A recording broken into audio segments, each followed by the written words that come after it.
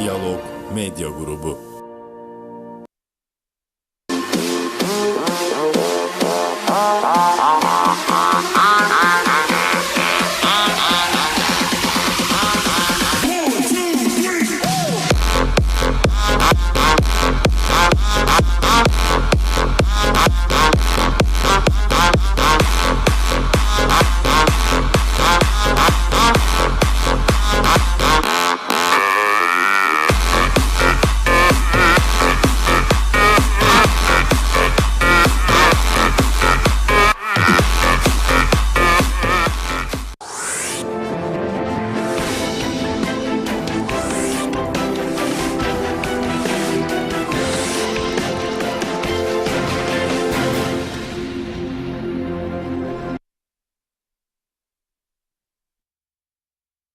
Herkese iyi akşamüstleri.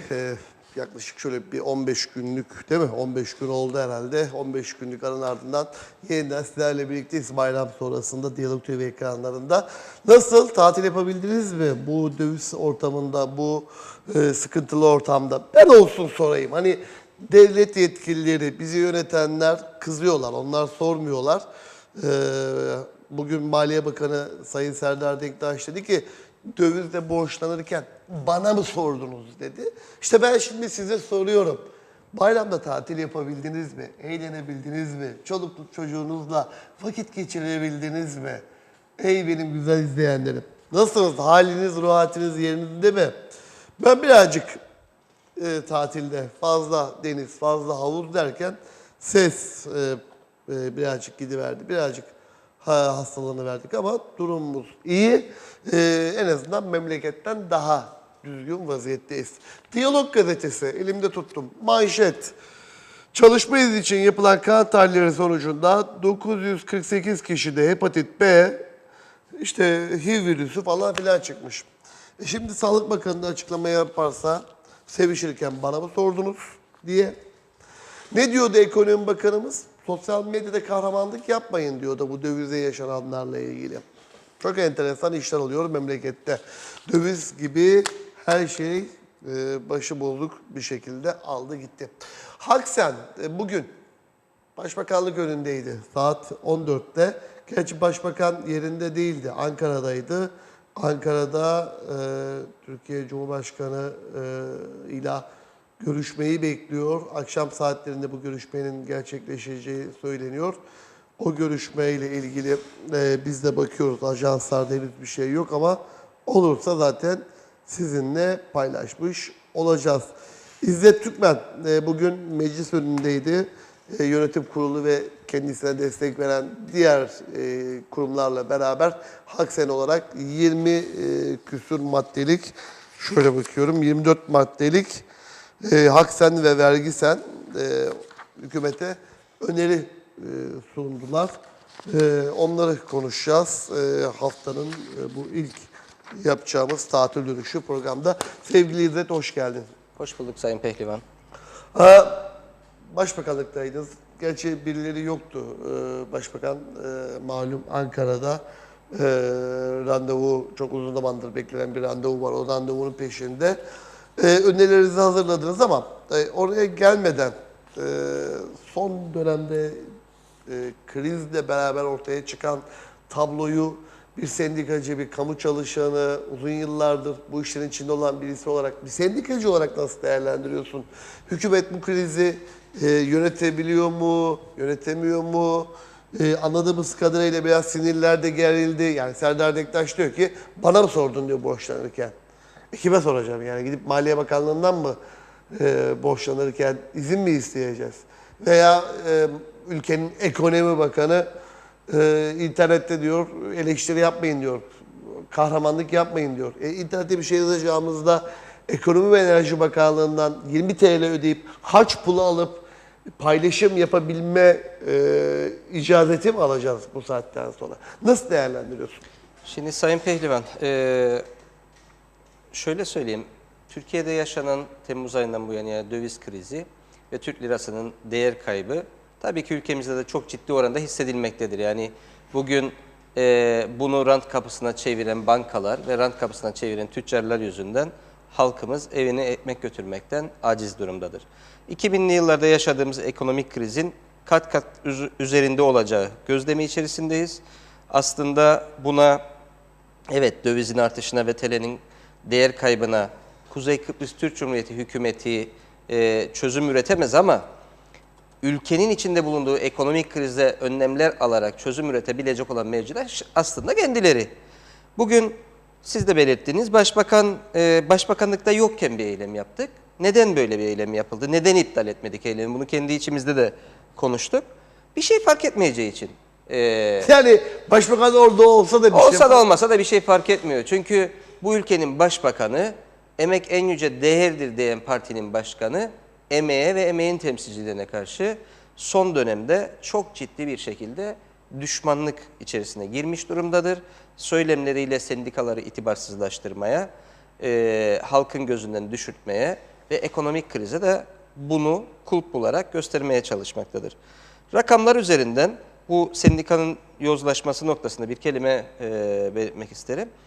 Kuzey Kıbrıs Türk Cumhuriyeti'nin 2018 mali bütçesi 5 milyar 800 kusur milyar. 5 milyar 800 milyon. Ek mesai krizi ve bu ülkeyi kaosa sürükleyen, turistin gelmesini, hizmet almasını, vatandaşlarımızın sokaklarda kalmasına sebep olan krizin beklentisi, ek mesai krizinin karşılığı 10 milyon TL. Tasarruftan bahsediyoruz. 6 milyara yakın bütçenin içinde 10 milyon tasarruf yapmışsan ne olacak, yapmamışsan ne olacak? Tamamen sendikaları itibarsızlaştırıp kendi istediklerini yapabilmek uğruna oynanmış bir tiyatro ve bu ülkenin ne yazıktır ki yetkiliyim diyen etkisiz sendikaları da bu ayak oyunlarına bir şekilde ya bilerek ya bilmeyerek geldiler. Buna da sendikal yaşam adına üzüntülü olduğumu söyleyeyim. Halkın içinde bulunduğu durum çok kısa bir süre sonra... Mesela onlar da öneri yaptı, yani o diğer sendikalar da öneri yaptı. Bugün ben gördüm. Efendim Hala Sultan İlahiyat Koleji'nin kapatılması var. Şimdi bir sendikayı ilgilendiriyor mu bu? Hayır. Ekonomiyle ne alakası var Ekonomiyle bunun? ne alakası var? Veya Yani- Dom Otel'in kirasının uzatılması. Şimdi bakın, Yani- bazı şeyler yerinde olduğu zaman değer bulur.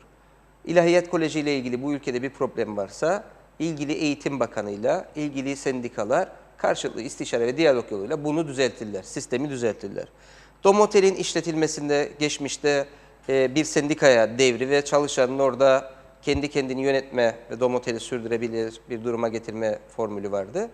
Onun devamıyla ilgili bir sıkıntı varsa ya da artık o sürecin bitmesi gerekiyorsa bunu da karşılıklı iki kurum istişare ederek şey yapabilir. Ama ekonominin dibe vurduğu, sosyal patlamanın Kuzey Kıbrıs Türk Cumhuriyeti'nin kapısından içeriye girdiği, son 10 günde kalp krizinden ölen insan sayısının ve yaşın 42'ye düştüğü bir ülkede bunu konuşmak abesli iştigalden öte, popülizmden öte resmen siyasetçilerin yaptığını sendikacılar şu anda yapıyorlar. Halkla ve üyeleriyle dalga geçiyorlar. Bu da utanç verici bir durumdur. Bu da utanç verici. Meclis, bugün başbakanlık önündeniz. Bu arada meclis demişken mecliste de grev var. Meclis çalışanları da greve başladı. Onlar da mecliste grevdeler. Onlara da buradan bir selam göndermiş olalım. Bu arada sevgili yönetmenim Serkan'dan da rica edelim. Başbakanlık önünde bugün yapılan eylemi de bize buraya arkaya taşırsa en azından onu da görmüş oluruz. 24 maddelik öneriler sunuyoruz. Bunları vergiselle beraber Evet hazırlığını.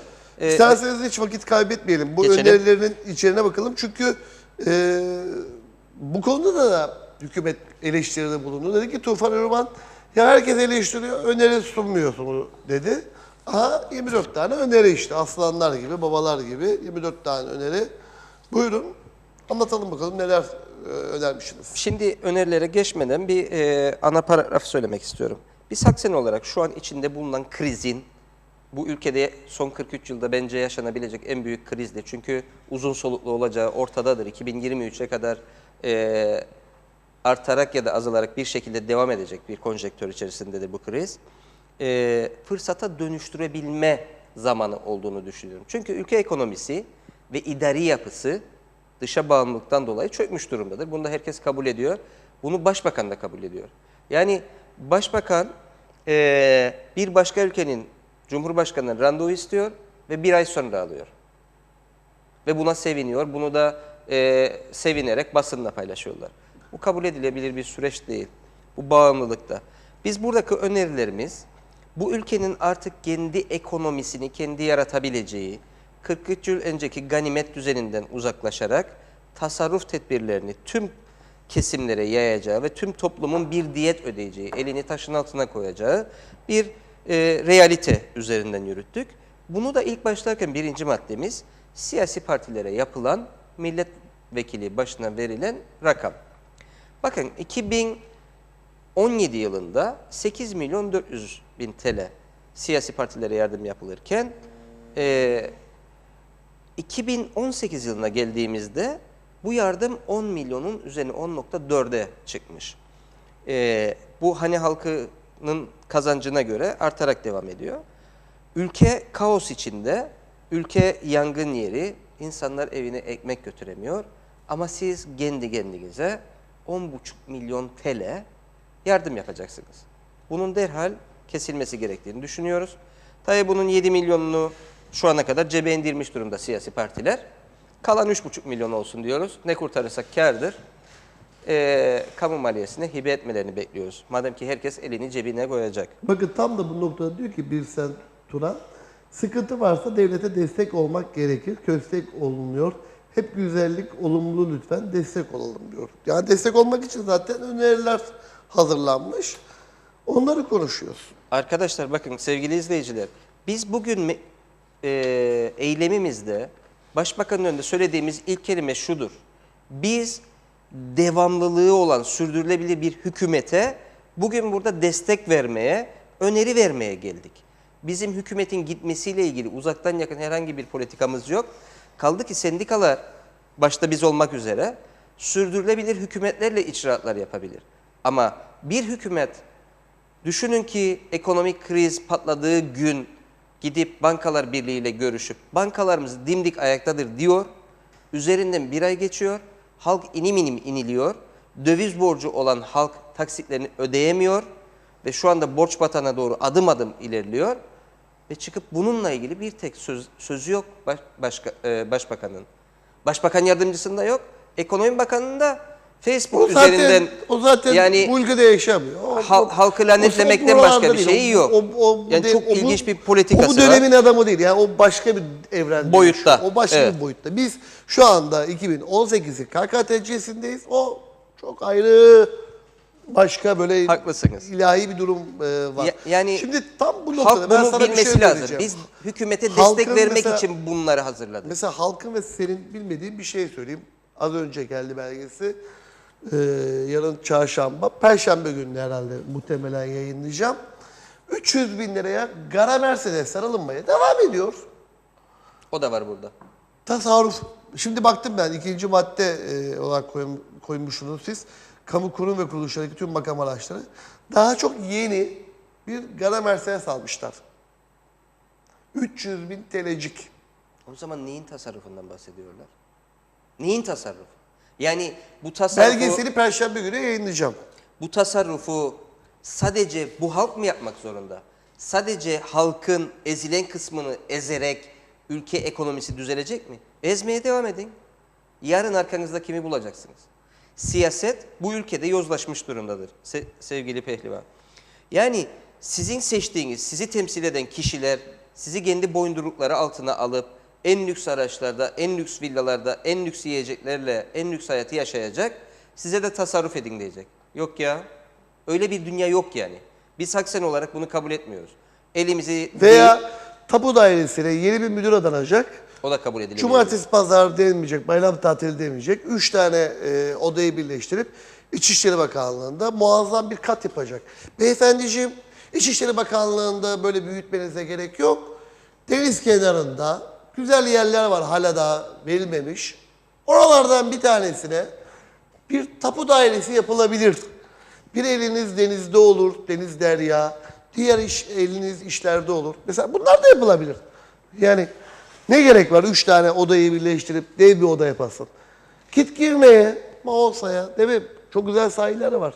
Oralara böyle güzel denizin ortasına veya böyle bir yarımada şeklinde bir tapu dairesi, KKTC tapu dairesi diye yap. Hizmet almaya gidenler Ha. de ferah, refah Hem bir hizmet almaya gidenler ferahlasın. çalışanlar da çok daha iyi Çalışanlar motivasyon motive olsun. Müdür Tabii de ki canım. zaten motive olsun. Ama sendikalar, biz, halk, vatandaş tasarruf yapacağız. Yapalım. Biz yapacağız. Hiç sıkıntı Ama yok. devlet o yanda Götürsün. Mercedesler, 3 odayı bir odaya yapma. Yani Falan halk filan. o kadar bir küçük coğrafyada sosyal medyanın da bu kadar hızla ilerlediği bir süreçte hale de halkın gözünde baka baka bu kadar yalanı, bu kadar dolanı nasıl başarıp da yapabiliyorlar? Yüzleri nasıl hiç kızarmıyor, utanmıyorlar, bir de üstüne çıkıp pişkin pişkin seviniyorlar, övünüyorlar. İnanılır Bak, gibi yeni değil. bir krizimiz daha oldu şimdi. Çok yeni bir krizimiz daha oldu. Milli Eğitim Bakanı Türkiye Cumhuriyeti'ne gitmişti temaslarda bulunmak üzere. Türkiye Cumhuriyeti Milli Eğitim Bakanı görüşmeyi iptal etmiş. Hayırlara vesile olsun. Hayırlı veys olsun. Hadi buyur. Şimdi ayıkla pirincin taşını. Federasyon isteyenler, bilmem Ankara'yı elimizi yakamızdan çek. Bir sürü şimdi gereksiz tartışma, bir sürü gereksiz zaman kaybı ve enflasyon artmaya devam ediyor. %8 artmış. O da ayrı bir şey. Onu da soracağım. O da ayrı bir aymazlıktır yani artık. %40, 50, 60 arttığı bir ortamda, resmen bir devalüasyonun yaşandığı ortamda, marketlerde %100 artışın olduğu bir ortamda sevgili Ödül Muhtar Aşıkoğlu benim çok sevdiğim bir dostum, Aynı arkadaşımdır şekilde. ama %8'i gelsin, yani davet edeceğim. Şurada, şu ekranın önünde yapsın. Yemin ediyorum ne isterse yapacağım canlı yayında. Yani bana derse çık dansöz gibi oyna şu masa üstüne, vallahi oynayacağım. Buradan ödüle de selam olsun. Yeter ki gelsin, o %8'i nasıl bulduğunu bana, bilmiyorum size, yani siz de olur musunuz, sendikacı arkadaşlara anlatsın. %8 enflasyon olmuş. Ya arkadaş, dolar bir kere bir ayda yüzde kaç arttı? Nasıl 8 olur? Kim kimi kandırıyor? Neyse İzzet. Dolar %20'ye %30 artarken ticari emtiaları, ticari simsarlar %50, %60, %100 artırdı. Elektrik %33 artması gerekir dediği noktada %200 arttı. Bakın bugün halkın içinde olan bir insansınız. Lakabınız Sarayönü gazetecisi. Her zaman halkın içindeydiniz. 400 TL elektrik faturası olan birinin elektrik faturası şu anda 800 TL'nin üzerinde. %100'ün üzerinde. Yani bir de yaptık dedikleri zamlar da bence yalan. Yaptıkları zamın yarısını bile açıklamıyorlar. Daha akşam zam yaptılar. %16 mı %18 mi ne? Artık insanlar klimayı boş verin kullanmayı. Vantilatörü açamıyorlar. Hükümet de önlem olarak bakın ne kadar terbiyesiz bir açıklama madde koyuyorlar. Inverter klimalara indirim yapıyoruz. Arkadaş klimayı kullanacak elektrik nerede? Hangi parayla kullanıyorsun sen o klimayı? Ya Salona nedir ya? süs dekor olsun diye mi alacaksın ben onu? 3.000-4.000 dolar al bir tane metre klima, nedir senin söylediğin? Tabii ki tabii ki. Başbakanımızın canı başka bir şey çekiyorsa buyursun söylesin. Böyle bir öneri mi olur ya? Sen elektriği fahiş fiyatlara çıkaracaksın.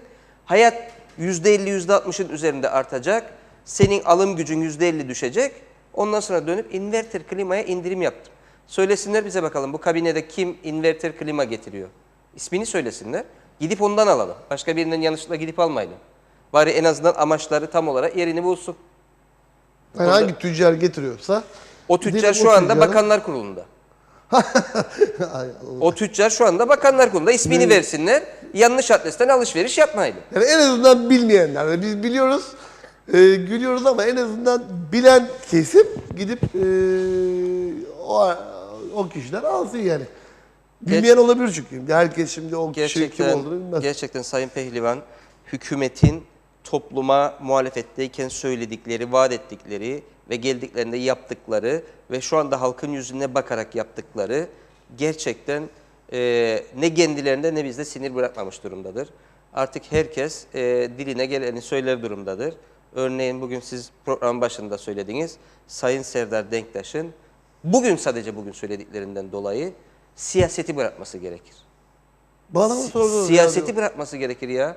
Bu kadar garip bir açıklama, halkı, kendine oy veren halkı bu kadar büyük bir aşağılama ben başka bir dünyada, başka bir ülkede, başka bir coğrafyada görmedim, göremem de.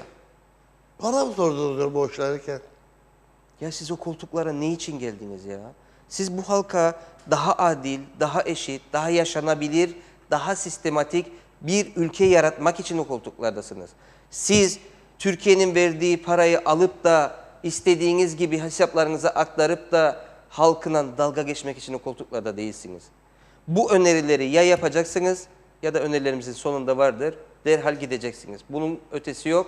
Biz değil 9, 19. köydeyiz doğru söylemekten. Gidecek başka da köy kalmadı bizim için.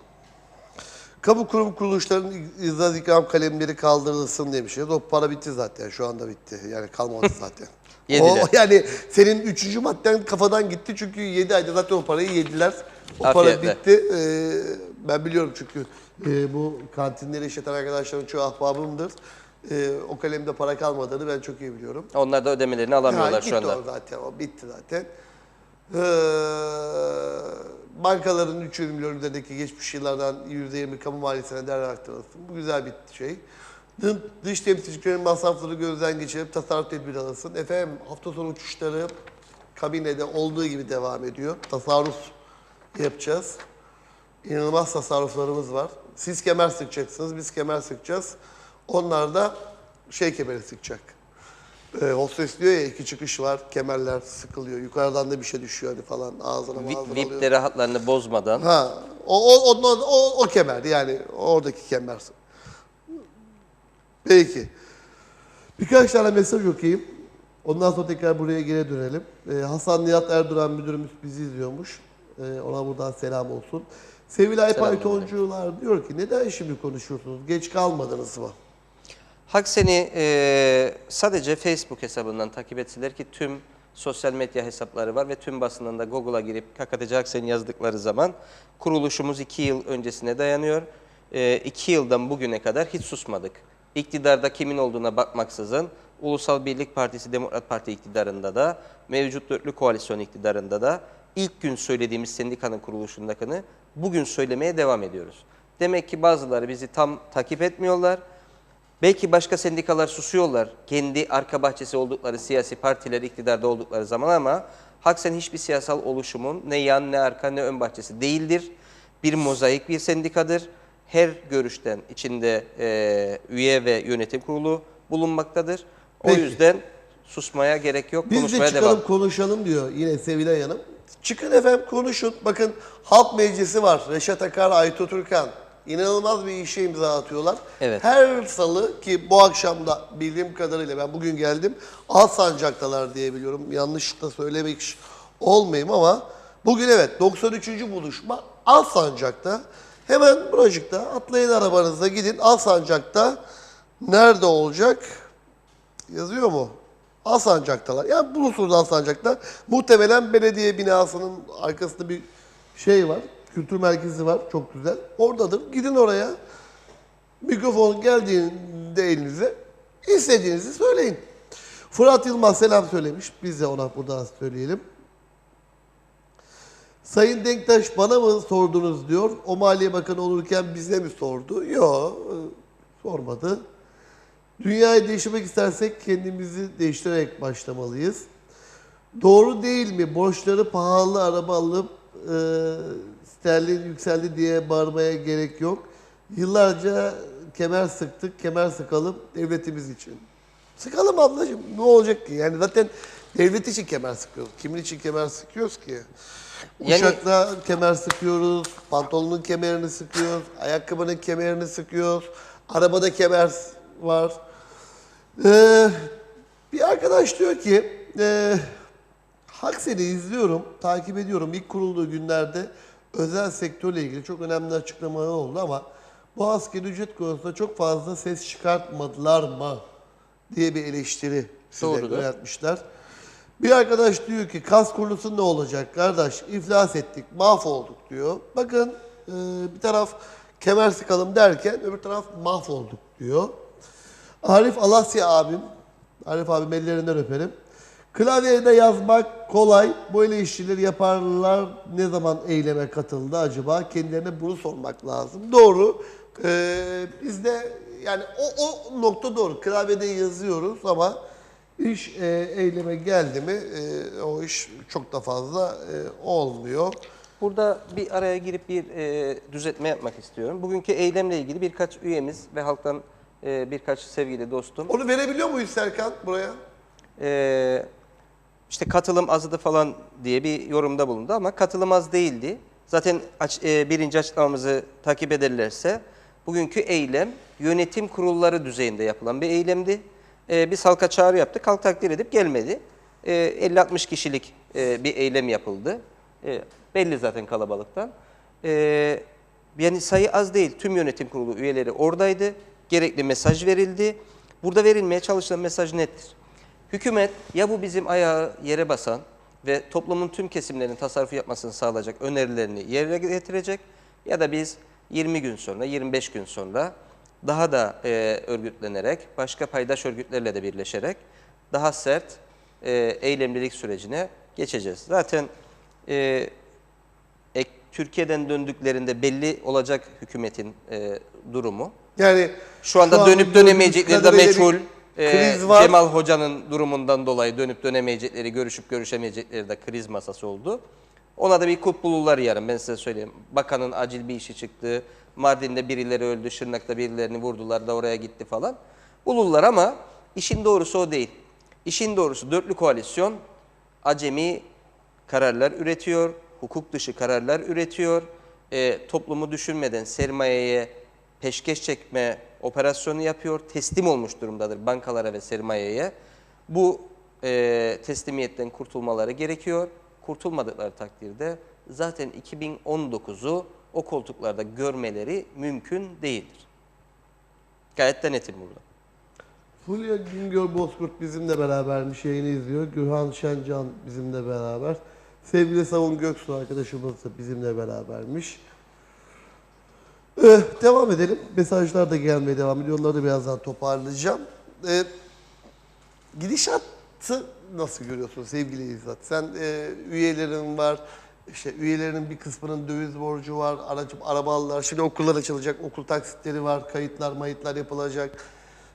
İnsanlarla, üyelerle zaman geçiriyorsun. Bir aradasın. Evet. Mesaj yazıyorsun. Telefonların zaten hiç durmuyor. Genel gidişatı. Mesela Sayın Serdar Denktaş bana mı sorduğunuz borçlarıken açıklamasına katılmamakla birlikte bugünlerin iyi günler olduğunu, gelen günlerin daha kötü günler olduğu yönünde de bir açıklaması var. O doğru. O doğru yani ona da doğru. hakikaten katılmak gerekiyor. Çünkü gidişat belli. Yani sıkıntı var. Sıkıntı var. Ciddi sıkıntılar var. Dolayısıyla gidişat kötü. Sen nasıl değerlendiriyorsun? Sayın Alihan, şimdi önce sorunları ben her zaman doğru tespit edip ona göre çözüm yolu arama taraftarıyım örgütüm adına. Sorun aslında Türkiye Cumhuriyeti'nin sorunu, bizim de ona ekonomik ve idari olarak bağımlılığımızın sorunu. Türkiye'nin sorunu şu, Sayın Tayyip Erdoğan'ın da sürekli olarak dile getirdiği 2023. 2023 ne? Bilmeyen toplum halkımızdan birileri varsa söyleyeyim. Lozan Anlaşması'nın 100. yılı ve süresinin doluşu. Türkiye'nin artık tüm maden kaynakları ve benzeri her yerin serbest bırakılacağı ve ekonomik olarak güçleneceği sürecin başlayacağı gün 2023. Ama tabii ki Türkiye 2023 ile Lozan Anlaşması'nı uzatmaz ve kendi başına devam edecek olursa bir dünya devi olma ihtimali de yüksektir. Bundan dolayı da başta Amerika Birleşik Devletleri olmak üzere dış güçler sürekli olarak Türkiye ve çevresindeki ülkeler üzerinde bir takım siyasi hamleler yapmaktadır. Bu da Türk lirasının dünya üzerindeki ekonomik değerini sürekli düşürüyor. Burada bizim halkımıza yansıması da çok yüksek seviyede oluyor. Yani çünkü biz çok... O tabii bir tane diyeceğim. Ben çok yeni geldim Türkiye'den. Şunu çok net söyleyeyim arkadaşlar. Yani tabii ki İzzet'in söylediği, günlerdir kamuoyunun söylediği bir doğruluk var. İşte Amerika'da yaşanan o siyasi kriz ama ben bizzat gittim, gezdim, gördüm. Türkiye'nin en büyük gücü üretim gücüydü. Artık üretim kalmamış. Bitmiş o iş. Sattık hepsini. Hepsi satılmış. Örneğin ben Dalaman'daydım geçen hafta. Türkiye'de 4 tane büyük kağıt fabrikası var. Bunlardan bir tanesi Balıkesir'de. Balıkesir'deki kağıt fabrikası bütün bu bizim gazetelerin de dahil kullandığı kağıtları sağlıyordu. İşte Dalaman'daki bu A4 kuşa dediğimiz Birinci kağıtları. hamurları. İşte diğer ne bileyim başka bir yerdeki karton mukavva dediğimiz kağıtları. Bir diğeri de işte daha değişik bir kağıt türü. Yani 4 fabrika var. 4'ü de kendi alanında istat. Dalaman'dakinde 1000 kişi çalışıyormuş. 1000. Ki Dalaman nüfusu zaten kaç? Bir gecede fabrikayı kapatmışlar. 1000 kişinin işine son vermişler. Şimdi bugün bu kağıdı alamıyorsunuz. Niye? Çünkü döviz patladı. Türkiye'de yok. Üretim yok. Üretim yok. Gazete kağıdı. Bizim çok şükür matbaamız var. Kendi gazetemizi fiyatını da arttırmadan satabiliyoruz. Ama diğer gazeteler ne yaptı? Mecburlar zam yapacaklar. Çünkü bunu basmaya para yok, kağıt yok. Kağıt yok. Nereden geliyor? İtalya'dan geliyor. İtalya'dan geliyor. Eskiden nereden geliyordu? Balıkesir'den geliyordu. Şimdi Türkiye en büyük gücü olan üretim gücünü kaybetmiş. Türkiye'de şu an bir şey var. Türkiye'yi ayakta tutan bir Arap var. İstanbul, Karadeniz, Yalova hep Arap dolu. Her yer Arap dolu. Turist portföyü çok değişti Türkiye'nin. Antalya'ya in. Ruslar, Muslar 14 milyon turist var orada. Onların döndürdüğü bir ekonomi var şu an için. Dönen ekonomi bu. Ama 15 gün sonra, 20 gün sonra o insanlar da gitti mi durum ne olur? Onu hep beraber göreceğiz. Osman Cevdet Osmanlı diyor ki dolar diyor gene başladı diyor bastı frene diyor. An itibariyle 6.7 mi? Arkadaşlar bir kontrol edelim. Bize böyle bir bilgi geldi ama ben bir bakayım. Hakikaten yani nerede duracağı, nasıl duracağını bilen de yok. Yani bu dövizin artışı bize göre artmaya devam edecek. Dalgalanma süreç devam edecek. Sayın Serdar Denktaş doğru bir şey söylemiş. Bunlar iyi günlerimiz. Ekonomik olarak halk kendi içerisinde ekonomik tedbirlerini alması gerekir. Ancak ekonominin düzgün gittiği ve ekonomik değeri olarak döviz borçlanmanın daha mantıklı olduğu süreçte borçlanan halkı da şu anda hükümetin yalnız bırakması kabul edilebilir bir durum değil.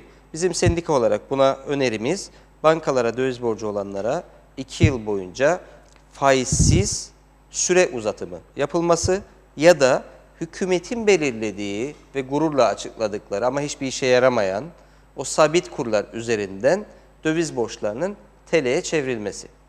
Bunun dışında döviz borçlularının ekonomik krize girmemesi, küçük esnafın batmaması, halkın intiharlara ve sosyal patlamaya uğramaması mümkün değil gibi görünüyor.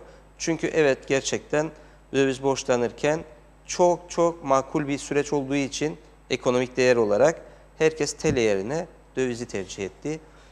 Bu rakamlar tahmin edilenin çok üzerinde kişiyi mağdur etmiş durumdadır. Hükümet hiçbir şeyin önlemini alamasa bile bugün bu bankalara döviz borcu olanların önlemini Türkiye'den döner dönmez almak zorundadır. Almadığı takdirde ekonomi maalesef bu ülkede bitmiş durumda olacak. Ayakta duran tek sektör birçoğu tefecilikten yasallaşıp da banka olan bu sektörün ayakta kalmasını gösterecek. Ama artık oradan para satın alıp da iade edecek halkı bulamayacaklar. Bugün merkezi cezaevinde 537 kişi var ve bunun içinde mazbata suçlusu yok. Mazbatalar yaklaşık geçen adli yılın açılışındaki rakam 15.000 dosya vardı. Bu dosya 30.000'leri, 45.000'leri bulacak. Siz bu insanları nasıl cezalandıracaksınız? Nasıl bir çözüm bulacaksınız? Kaldı ki sizin de bizim de elimizde olmayan bir döviz artışından dolayı zora sıkıntıya giren insanlara mazbata çıkarıp hapse yollamak, insanlığa yani sığar mı gibi bir kelime kullanmak istiyorum. Hafif de kaldı ama yani ne Ama çözüm? alacaklı da mecbur ne yapsın? Almak zorunda. Yani bunun Yani bir döngüsü bu var. çarkın dönmesi için herkes bir şey yapmak zorunda. Bakın ama hiçbir tüccar elindeki stoktaki malını 1 TL'ye mal etmiş iken 5 TL'ye döviz arttı diye satmamalı. Bugün Erülkü en ucuz yer diye söylenilen noktada bakıyorum ben sosyal medyada, evet bazı ürünler ucuz ama 10,5 lira rafta etiketi olan ürün kasada 28 TL'ye işlem görüyor. Yani aradaki şey, yani etiketi değişmediler falan değil şikayetim benim. Tabii ki o da büyük bir kaos ama 28 TL'ye 10 liralık bir ürün nasıl çıkabilir ya? Döviz %300 mü arttı? Bunu ben kabul edemem. Nasıl yani? Bu tamamen tüccarın soygunudur. Marketçinin soygunudur. Bugün Bak, bakın. ben dün Antalya'daydım. Sözünü kesiyorum. Sık. Estağfurullah. Kusura bakma, böyle sohbet gibi gidiyor bizim programda. Tabii ki. Domates gördüm. Bir kokusu var. Bir güzelliği var. 1 lira. Ya marketlerde yemin ediyorum ineğin önüne koysan yemez yani o domatesi. Bize bu domatesi yemeye zorluyor. Efendim neymiş? Havada bilmem ne şey varmış, salgını varmış da domatesler böyle olmuş. Yerli üreticiyi koruyalım. Ya tamam, yerli üreticiyi koruyalım. Korumayalım değil. Yerli halkı nasıl koruyacağız? Ya ama beni de koru. Ben şimdi 8 liraya ineğin bile yemeyeceği domatesi bana niye yediriyorsun ki? Ey Tarım Bakanı. %100 haklısınız bu konuda. Ve hiçbir çözüm üretmiyorlar. Mersin, Antalya tam karşımızda ya. Benim her zaman verdiğim bir örnek var Sayın Pehlivan. Bugün Güney'de ya da Türkiye'de her ürünün muadili ürün bulabilirsiniz. Tişörtü 10 TL'ye de, gömleği de 10 TL'ye de, 1000 TL'ye de bulabileceğiniz mağazalar vardır. Ama Kuzey Kıbrıs Türk Cumhuriyeti'nde bir tişört 100 TL ise, bir gömlek 200 TL ise her mağazada 3 aşağı 5 yukarı aynı fiyattır. Doğal olarak benim 17.000 lira maaş alan ve hak etmediğini düşündüğüm bakanım da aynı fiyata aynı ürünü alıyor. 2,5 TL'ye de ekmeği Acaba alıyor. alıyor mu? Alıyor mu acaba? Bak, 2200 bak 2 gündür, 3 gündür 70 lira alan da aynısını alıyor. Kapılar o kadar bir yoğunlaştı ki 2 sıra güneye geçiş vardı Lefkoşa'dan. Evet. Artık yetişmiyor. Üçüncü yol yapacakmış Tolga Atakan bugün açıkladı. Üçüncü bir yol daha yapacaklarmış. Üçüncü bir kapı daha. Yakında zaten sınır mırık kalmayacak. Her taraf açacak.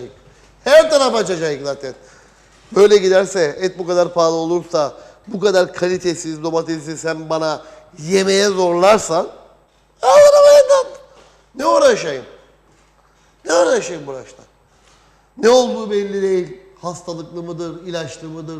Değişik bir domates koymuşsun oraya. Tamam ya, yerli üretimi koruma demiyorum. Ona bir sigorta yap, bir tarım fonu var, bilmem ne var. Oralardan onu Tarım sigorta fonu var. Tabii oralardan onu sponsor et de beni o domatesi yemeye niye mecbur ediyorsun arkadaş sen? Ve 7-8 TL'den yemeye mecbur ediyorsun. Gider alırım o yandan. 7 liraya veren bilmem ne 10 lirayı da verir. Giderim veririm 2 euro alırım ya. Aynı Serdar Denktaş'ın, Sayın Maliye Bakanımızın geçmişte bir şeyi vardı. Onu da her zaman severim. Buradan kendini iade edelim. Hep şey olmaz. Paranın ve ticaretin milliyeti olmaz derdi kendisi muhalefetteyken. Şu anda Maliye Bakanı.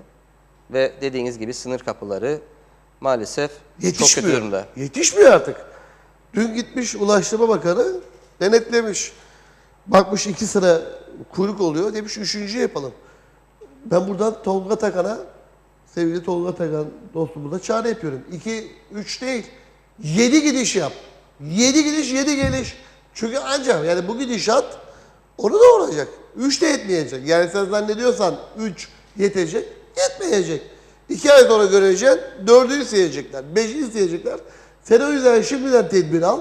7 gidiş, 7 de geliş yap. Tabii burada Sayın Pehlivan program başında söyledim. Gerek siyasetçiler, gerek basın, gerek biz sendikacılar bu ekonomik krizin doğru yönetilmemesinden, acemi yönetilmesinden ve taraf tutulmasından dolayı gerginiz. Ama savaş sonrası elde edilen ganimetin 43 yılda bittiğini hepimiz biliyoruz. Bugün gelinen noktada bizim gerek kuraklık, gerek sübvansiyeler, gerek doğrudan gelir destekleri ve benzeri noktalarda, gerek kamu yönetimi konularında çok ivedi tedbirler üretmemiz, tasarruf yapmamız gerekmektedir. Ama program başından beri siz de söylüyorsunuz, maalesef sadece tasarrufu bordrolu çalışan üzerinden yapmaya çalışan bir emekçi kitle var. Ya Gara Mercedes'e binmeyeceğiz dediler. Aha diyorum belgesi geldi. Yarın değil bir sonraki gün yayınlayacağım. 300 bin liraya Gara Mercedes aldılar. Aman bırakın binsinler. Geçen geldiklerinde de beyaz Volkswagen'e binecek dediler. Kara Mercedes'i beleşe sattılar. Beyaz Volkswagen'ler de ondan sonra çöpe atıldı. Dünya kadar da masraf çıkarttı oralar. Dünya kadar da para. Faytonlar gitti, faytonlar. Geldi gitti ÖRP hükümetleri döneminde faytonlar. Neyse günümüze bakalım. Biz şu anda halka değecek, halkın alım gücünü eski günlerine çevirecek hükümetten önlemler bekliyoruz. Kimse bizi yanlış algılamasın. Evet biraz şey konuşuyor olabiliriz ama rakamlar yanılmaz. Bu ülkenin en büyük sıkıntılarından biri ucube bir anlaşma Türkiye Cumhuriyeti ile geçmişte yapılan çifte vergilendirme anlaşması. Bugün bu ülkede Pegasus, şu anda Tekel, Türk Hava Yolları, Atlas, Dijitürk yaptıkları ticari faaliyetlerden elde ettikleri karın vergisini Türkiye'de ödüyorlar. Bunu nasıl kabul edebiliriz biz ya? Ya zaten hükümet öyle bir hükümet ki. Şimdi bak gelişmeler arka arkaya geliyor Ankara'dan. Bir yandan da hep gözüm böyle arkada, hep bana diyorlar niye arkaya bakıyorsun? Ekran burada, ona bakıyorum. Hükümetin bir kanadı görüşme yapamıyor. Yani görüşmek için randevu ulaşılıyor. Milli Eğitim Bakanı'yla görüşmeye gidiliyor, orada görüşme olamıyor. Öbür taraftan planda olmayan, açıklanmayan bir görüşme. Başbakan Yardımcısı Kudret Özersay, Türkiye Cumhuriyeti Milli Savunma Bakanı Hulusi Akar'la baş başa bir görüşme yapıyor.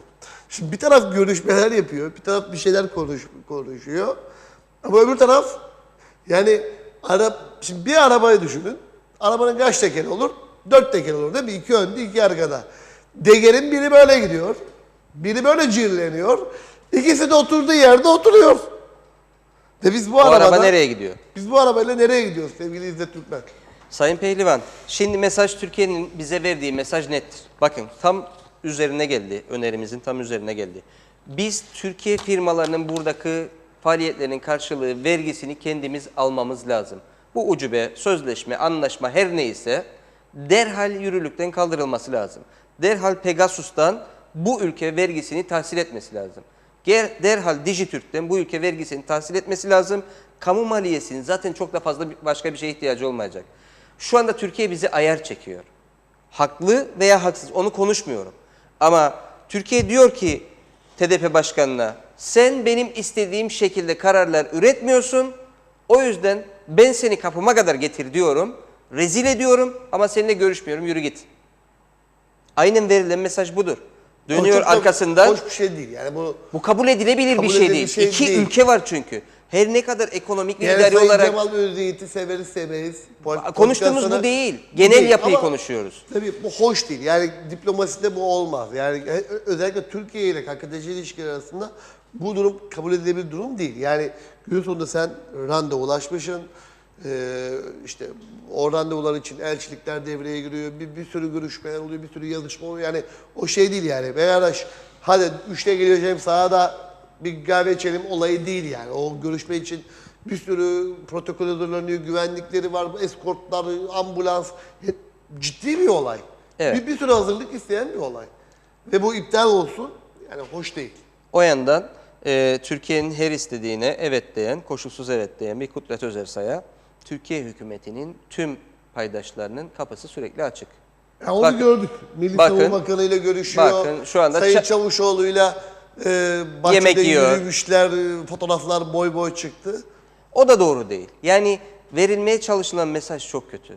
Halkın bana göre özgür iradesine şu anda senet koyuyorlar. Cemal Özyiğit'i aşağıya çekerek partisinde beraber sıfırlayıp Kudret Özersay'ı yükseltmeye çalışıyorlar. Hak sen Türkiye'de bir sendikayla muadil mi? Değil. Yani hiç orada bir işbirliği yaptınız, Yapmadık. Yapmadınız. Ama mesela yapan sendikalar var mı? Hemen hemen hepsi yapıyor. Sen geçmişte başka sendikalarda görev aldın. Tabii ki. Şimdi konjektörü uygun görmediğimizden dolayı yapmıyoruz. İkimiz de diyelim işte bir sendikanın yöneticisiyiz. Buradan Ankara'ya gittik. Sendika başkanı benimle görüşüyor ama seninle görüşmüyor. Ben öbürküyle görüşüyorum, yiyorum, içiyorum, tozuyorum, geziyorum. Sen otelde telefonda bekliyorsun acaba benimle görüşecekler falan diye. Bu sendikanın bir başkanı vardır. Bizi gönderen, ikimizi gönderen bir adam vardır. O adam der ki Kalkın gelin buraya. Oturun oturduğunuz yerde.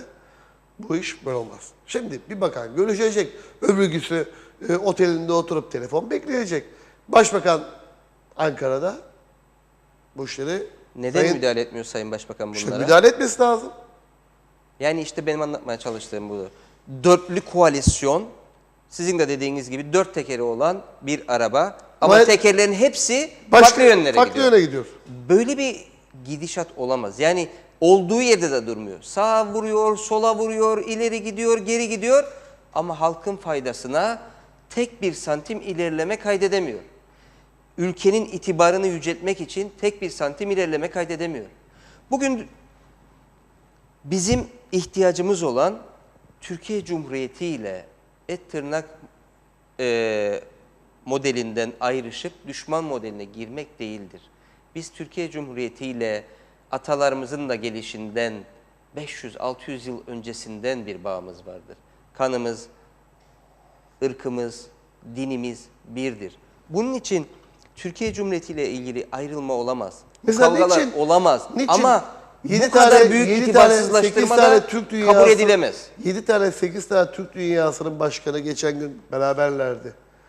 Ne vardı ya, Mustafa Akıncı'yı da çağırsalardı oraya da biz de orada olsaydık fena mı olmazdı? Çok güzel olurdu. Çok şık olurdu, yerinde olurdu. İşte tam da bu noktadayım. Kuzey Kıbrıs Türk Cumhuriyeti beğeniriz veya beğenmeyiz. Doğru yönetilir veya kötü yönetilir. Bu ülke yıllardır var. Bir cumhuriyet var orta yerde. Benim cumhuriyetimin bir bakanı gidip bir başka cumhuriyetin bir bakanı tarafından bu şekilde aşağılanamaz. Yarın ne açıklama yaparlarsa yapsın bunun telafisini kabul etmek mümkün değildir. Bu aşağılamadır. Bu kabul edilebilir durum değildir. Onun için Sayın Başbakan'ın, Tufan Erhurman'ın derhal olaya el koyması gerekmektedir.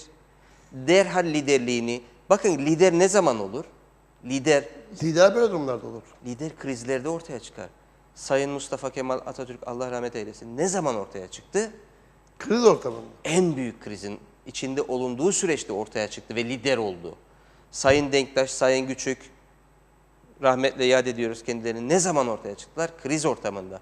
Bakın doğru giden bir gemiyi dalga da yoksa kaptanlık yapmayı bilmeyen biri de götürebilir. Ama bugün biz okyanusta dalgaların arasında boğuşuyoruz ekonomik olarak Kuzey Kıbrıs Türk Cumhuriyeti olarak ve bu geminin dümeninde Sayın Tufan Erhurman varsa bu hükümetin başıdır. Onun bu gemiyi doğru yönetme zorunluluğu vardır. Bunu yerine getiremeyecekse görevi iade zorunluluğu vardır. Geçen her gün bu ülkenin sosyal patlama içine girmesinin bir sebebidir. Bakın Diyalog Gazetesi'nin program başında gösterdiğiniz bir şey var. Aklıma takıldı. Bunu göstereceğim ben de buradan. Bu nedir bilir misiniz? Tam 2 yıl önce, 1,5 yıl önce çıktım ve ben merkezi cezaevinde salgın hastalıklar kol geziyor, dışarıya taşınıyor dedim. Ve o dönemin bakanı aradı beni. İşte sen dedi gara ortam yaradın, bilmem ne yapan, toplumun şeyini bozan falan. Hayır. İşte bak bugün bunu Diyalog manşetine çekiyor. Bu rakam bu kadar küçük bir coğrafyada bakın rakama bakın. 1000 tane hepatitli var. Bu şu anda yani Bilinen. bilinen Bir de bilinmeyen en az binlerce var. ve devam ediyor. 35 tane de Devam da AIDS'li var. ediyor. Bunlar nasıl oluyor? İşte bunlar ülkeyi yönettiklerini zannedip yönetemeyenler tarafından oluyor. Egoları tavan yapmış, kendilerine her daim böyle ayakları yere basan örnekler veren sivil toplum örgütlerini ve halkı dinlemeyenler tarafından oluyor. Bu ülkede ben her programda söylüyorum. Benim halkım okumuş, bilgili, kültürlüdür. 80 yaşındaki ilkokul mezunu, çobanlık yapan, çiftçilik yapan, köy kahvesine oturan dedem de, nenem de bugünkü başbakana da, başbakan yardımcısına da akıl verebilecek zekaya ve tecrübeye sahiptir. Ama alabilenedir insanlar. Bugün biz İçişleri Bakanı'na gidiyoruz. Diyoruz ki merkezi cezaevi binası 5 ay sonra bitecek. Yasaların yenilenmesi lazım. Açık cezaevi var, yeni yasa yapılması lazım. İçişleri Bakanı kim? Hukukçu. Aman abi bana hukukçu deme. 7 Aman aydır abi, görevde. bak yemin ediyorum İzzet programın sonuna denk geldik. Bana hukuk deme. hayatımın hiçbir noktasında hukuktan nefret ettiğim kadar bu dönem nefret etmedim. Ki hukuk 3'ten terkim, iyi ki de terk etmişim diyorum. Hukuktan bu kadar nefret etmedim. Böyle olacaksaydınız iyi ki terk Yani ne etmişsiniz diyorduk? zaten. Meclis doktor dolu, meclis doktor dolu diyorduk. Kabine hukukçu dolu, halimiz ortada. Vay o doktorların ben ayaklarının altını öpeyim. Hepsi kalaydı keşke geri. Hepsi kalaydı keşke geri. Sayın Pehlivan, biz çıktık bu hükümete gene yapacağı eleştiri. Teknik kurulda, mecliste dedik ki bu müşavirlik yasasını yanlış yapıyorsunuz. Mahkemeden dönecek, hukuktan dönecek. Söyledikleri, biz söz verdik halkımıza, hemen yapmamız lazım. Yaptılar, ne oldu? Şu anda benim birçok bürokratım evinde işsiz ve maaşsız oturuyor. Onların çocuklarına götüremediği ekmeğin vebalini bu hükümet çekiyor. Mahkeme köşelerinde hükümet koşturuyor. Hukuksuz insanları vatandaşlıktan attı. Hukuksuz. Hepsi kendini mahkemeye verdi. Kendini savunacak bir tek kişi bulamadı ve döndü ne yaptı biliyor musunuz? Sözleşmeli İçişleri Bakanlığı'na hukukçu istihdam etti. Döndü 15 yıldır kadrolu hukuk amirini de başka bakanlığa göndermek için yazı yazdı. Neden? Çünkü senin hukuk dışı işlemlerini yapmıyor diye. Böyle bir hukuk cumhuriyeti olamaz. Guguk. Guguk. Resmen Bir guguklar hepsi yandan de. diyoruz ki Sayın Ulaştırma Bakanı yolları açsın, 7 yapsın. Şimdi bir arkadaş da göndermiş, Mahmut Anayasa paylaşmış. Tamam be dost diyor da orada çalışacak olanların diyor hallerini soruyor musun? Oraya personel mi gönderilecek ekstra? Hayır, gönderilmeyecek. Mevcut olanın üstüne daha fazla bir yük binecek. Oradaki arkadaşlar ezim elenecek. Bizler kemerlerimizi sıkacağız. Onlar başka kemerlerini sıkacaklar. Onlar cüzdanlarının kemerlerini sıkacaklar. Biz pantolonun kemerini sıkarken uçakta bindikleri o şeylerin kemerlerini sıkacaklar falan filan. Sevgili İzzet Türkmen, Haksen Başkanı, sana da bir mesaj gelmiş. İzzet'e tebrik ediyorum diyor. Diğer sendika başkanları gibi işe gitmemezlik yapmıyor. Hem mesai yapıyor hem başkanlık yapıyor demiş. Onu da söyleyelim. Çok teşekkür o farklılığı ediyorum. da göstermiş olalım. Süre zaman hızla geçti. Daha sık bir araya gelelim. Ki süreç bizi daha sık zaten bir araya getirmeye mecbur bırakacak gibi gözüküyor. 24 maddelik öneri paketini bugün Vergisen'le beraber Haksen olarak... Vergisen'e buradan teşekkür ediyorum tüm yönetim kurulu ve üyelerine koydukları katkılardan dolayı. Onlarla beraber gittiniz. Başbakanlıkta başbakan yoktu ama sevgili İzzet diyor ki zaten içeride olsa da pek bir şey fark etmeyecekti. Biz gene önerilerimizi istenmişti. Aha öneri dedik. Aha ortaya koyduk. İkinci öneri... Yeni makam aracı alınmasın. 300 bin liraya alındı. Ayrıntılar, detaylar yarından sonraki gün bu programda olacak. Onu da şimdiden bize söylemiş olalım. Çok teşekkür ederim. Tekrar geldiğiniz için. Teşekkür ediyorum Sayın Pehlivan. Şimdi habere gidiyoruz. Çok sıcak gelişmeler var. Tatsız gelişmeler var. Suriye, İdlib'i vuracağı tarihi açıkladı. Amerika-Rusya devrede. Bakan görüşemedi. Milli Eğitim Bakanı. Başbakan yardımcısı yolda geri geliyor. Öbür taraftan Kudret Özersay istediğiyle görüşüyor, istemediğiyle görüşmüyor. Başbakan Ankara'da randevu bekliyor. Detaylar, ayrıntılar hepsi fazlasıyla Diyalog Haber Merkezi tarafından titizlikle hazırlandı. Mert Özdeş burada olacak. Sizlerle Mert o haberleri paylaşacak. Bizler yarın akşam 17.30.